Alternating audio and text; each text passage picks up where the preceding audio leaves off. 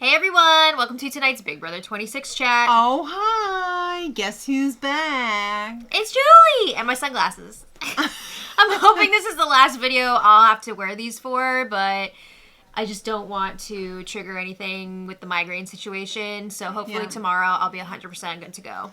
Maybe you need to become a mole woman. Maybe. But yeah, Julie is back after missing last week. It was nice to see her again. Do you think there's any connection between Julie and Janky? Like what? What do you have? What like, are your theories? Julie was all too eager to sing along, and like Julie is like the same amount of letters kind of as Janky.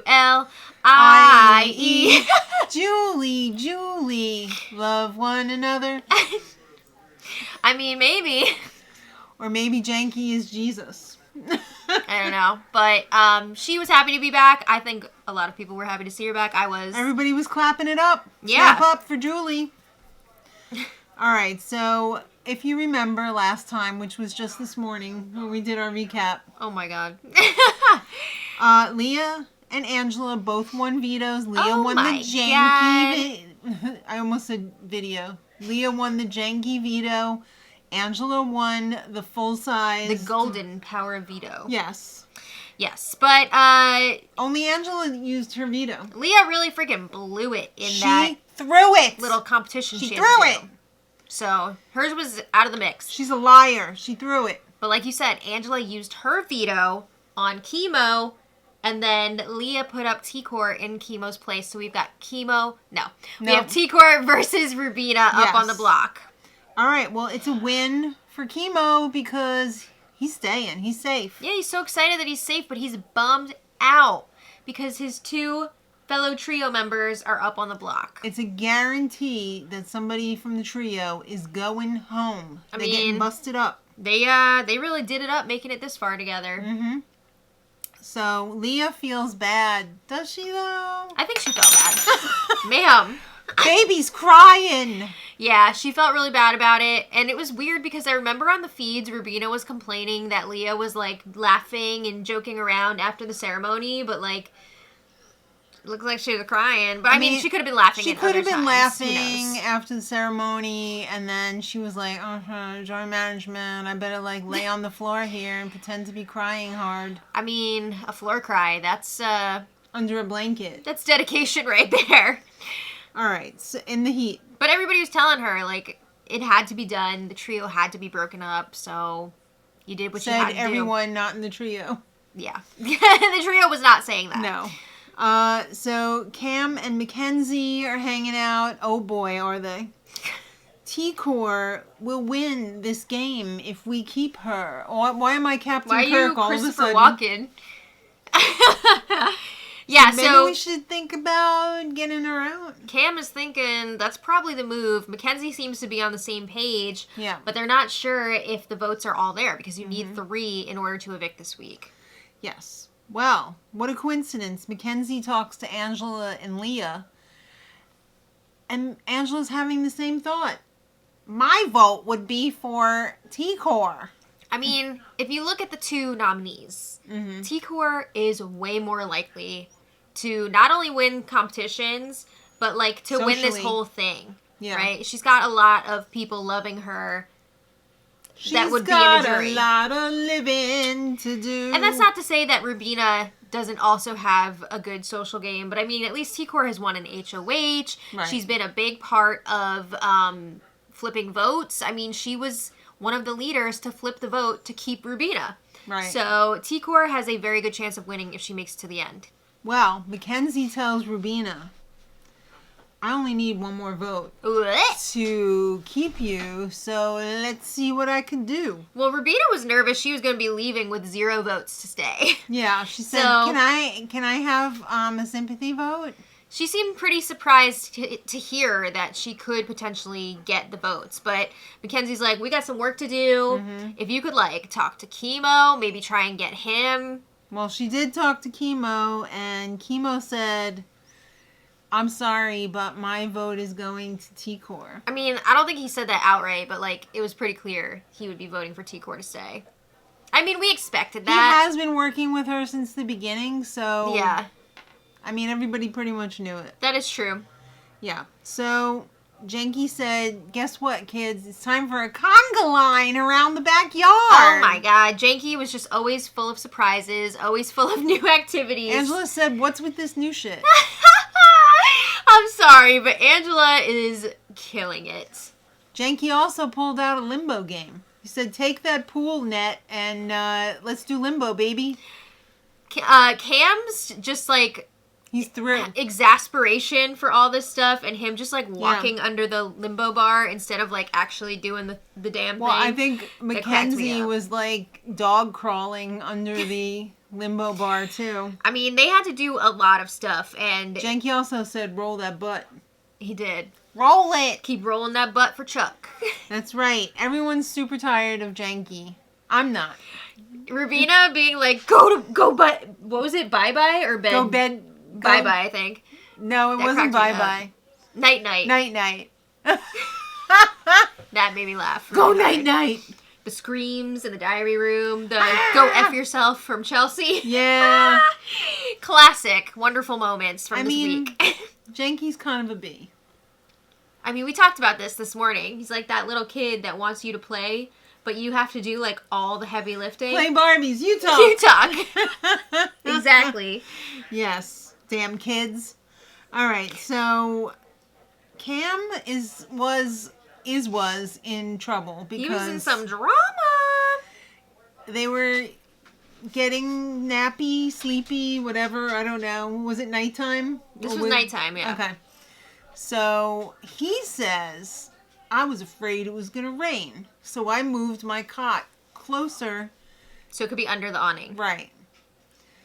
Well, Chelsea didn't like that because that meant he was moving his cot closer to Mackenzie. And Chelsea has already had some issues with how close Cam has gotten to Leah and now Mackenzie. They're always snugging up. We saw the head scratchies a little earlier in the episode, which was also a part of the reason why this kind of exploded. Yeah. Because Chelsea caught them in the act. Well, Chelsea's pissed. And she moved her cot across the yard and she said, why is he being such an asshole? And he heard her. What? How am I being an asshole? They were like getting into it in front of everybody. Yeah. I mean, it's pretty clear to everyone that Chelsea is jealous of what Cam's got going on. Right. Right? And I don't know that Mackenzie and Cam are actually like interested in each other romantically. I think they're not. I think heads need to be scratched. I think it's just like any port in a storm situation. I don't know that they're super into each other romantically. But I will say, I think they have more chemistry together than Cam and Chelsea do. Absolutely. I'm not sure if Cam's even going to want to be Chelsea's friend after this. Oh. When he sees some of the stuff she's been saying behind his back. Yikes. Yeah. All right, well, they sleep on it. Literally. And the next day... This conversation actually happened after the POV ceremony. Oh, okay. They kind of messed up the order of all this. Right. They talk it out. He's just trying to fit in. What's he trying to fit in? Like with everybody? He did make... He went, whoop. He did tell her he feels like a lot of the time he's like the butt of all of her jokes. And he feels like he's left out. So, like, he has to move through this game in a different way than Chelsea does. So, he's trying to tell her all that. And it seemed like they were making up. But then they took 2 steps backwards. Because Cam was like, oh, you're the jealous type, huh? And she got pissed about that. So... Jealous of what? Yeah. All right. So, Julie's back. And Julie said, let's talk to the house guests. Oh. But Janky interrupted... and said, I feel a sing-along coming on. And Julie sang with them. Honestly, I didn't think that Julie was going to know the words, but she did. I think Julie wrote that song. And she wanted it to be Julie. Do you think they wrote down the words on a card for her? Yeah. Julie, we love you. The audience was singing too. Everybody was singing. Wonderful. Yeah. All right, well, it's time to get rid of one of these ladies. Okay, so that Julie can rake them over the coals. Speeches! All right, T-Core said, I love all of you. My journey is not over. I'll protect you if you keep me. Mm-hmm. Keep me. Okay. Then Rubina said, This has been a week of hell. I mean, fun. F-U-N. It's a dream come true to be on the show. I want to keep representing the tiny girls or short Small girls and Filipinos. Yeah. So, pretty good stuff. Okay. And then it was time for the vote. And because they're still outside in Janky World, this one was a little different. They had to go upstairs outside to the upstairs outside diary room. The way that they instructed Mackenzie to, like, lead everyone upstairs, it was like they were in kindergarten and they were, like, in their line to go to, like, the gym or everyone cafeteria. Hold the person in front of their shirt and we'll go upstairs now. Yeah. Stay in line. My class, line up. Right. So they went to the balcony where the makeshift diary room was set up for this week. And, yeah, you go in there, you do your vote. Everybody else who's waiting has to be back away so that it's private. Yes, privacy, please. Yeah. So we find out that T-Core only got one vote to stay. It was from Chemo. I had a feeling he was going to do that. Yeah. Everybody else's vote was to evict T-Core. Okay. T-Core took it well. She knew right away. She seemed to know right away that it was going to be her going. Now, Chemo had knowledge before this eviction that T-Core was going to be the one going. But Chelsea told him not to tell T-Core. You better not. So that she could enjoy the rest of her day and not be, like, freaking out. I don't know. So Chelsea could enjoy the rest of her day? I know. I don't know if Chemo actually followed through with that. I feel like he must have told her, right? Like, you have to tell your BFF what's really going down. That would be insane not to. Also, just, like, trying to blind somebody at this point in the game. Blind somebody? Blindside? Did I say blind someone? Don't blind anyone, ever. But blindside, this late in the game when jury has begun, that's also, a mistake. That's a lot. But so, I don't know if they told her or not, but she handled it really well. She had to walk through the house. I think she genuinely really cares for everyone I think so, too. Is left at this point. Yeah. She had a very nice exit, hugging everybody. I mean, somebody had to go. Yeah. And she was very classy. Yeah, so she walked out. Well, she walked into the house and out the front door. Right. So, Julie meets... Oh, wait. We have to say... Oh. Hooks out for T-Core! It was nice to see another crocheter on the show, so... Wouldn't it have been fun, though, if one of the activities that they gave them was, like, crocheting? T-Core would have just gone to town on that, I'm sure. I know, but, like, what if she had to teach everybody? That would have been so fun. Yeah. Missed opportunity, big brother. Well, they want them gaming in there. You can crochet and game. Oh, I know. You can watch TV and crochet. I know. You can live your life in crochet. Yeah. Well, it was time for Julie's interview with T-Core. All right. So Julie said, did you know this was going to happen? Did you know? How did you know? She had a feeling it could be coming. Like, she said she majored in sociology in school. So she's good at reading people. Yeah, she had a feeling it could be happening. Julie said, you avoided the block all season. Why do you think they put you on the block now? Julie, they're running out of people. Yeah. But also, like, why do you think they chose to evict you over Rubina? She said Rubina's been touching everyone. Oh, no! I feel like this answer kind of shows why T-Core struggled in these last few weeks. She was talking about how Rubina really, like, got to people more on, like, a human level or an emotional level. But, like, honestly, this was a game decision.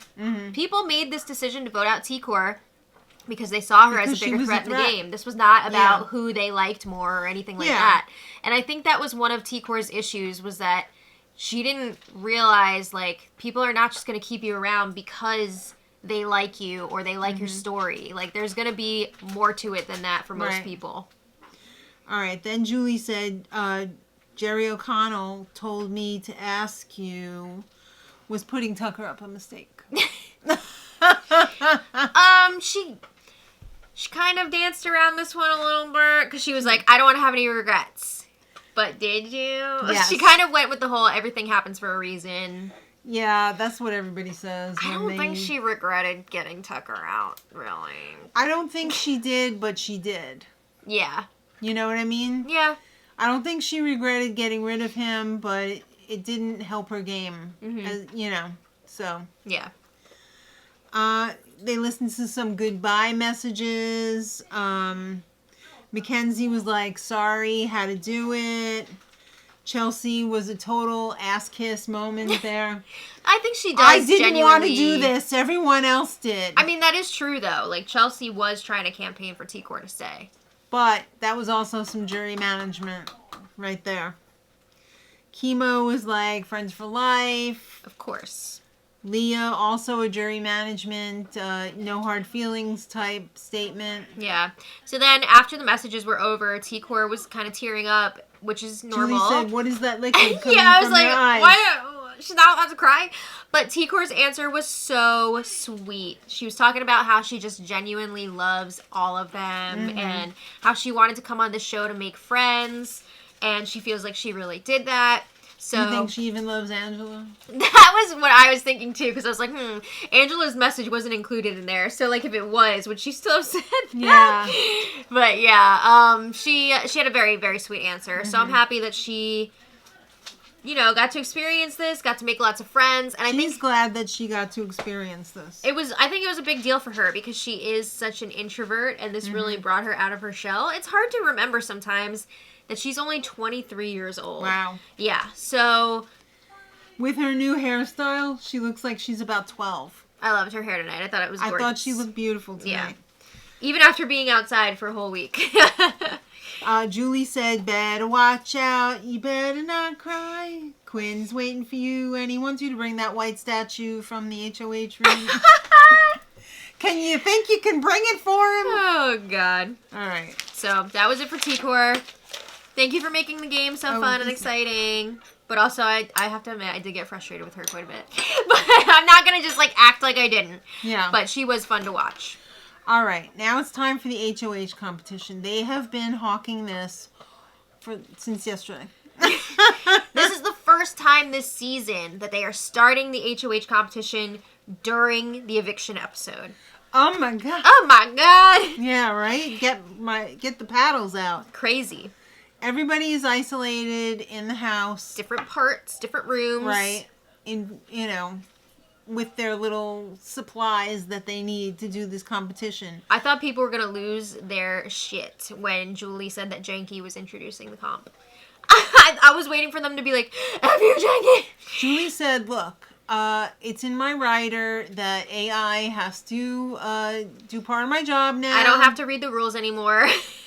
I don't care whether it's this little thing or whether it's Blue Girl or what.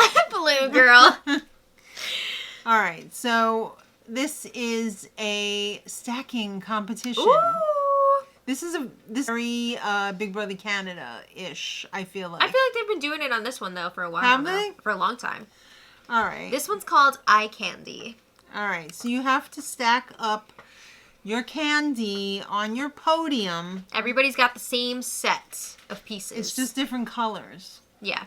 At first, I thought everybody had different stuff, but that would be so unfair. It was because they were using different parts at the time. There were a lot of different pieces with different shapes and sizes. So they have 1 hour to make the biggest stack that they can.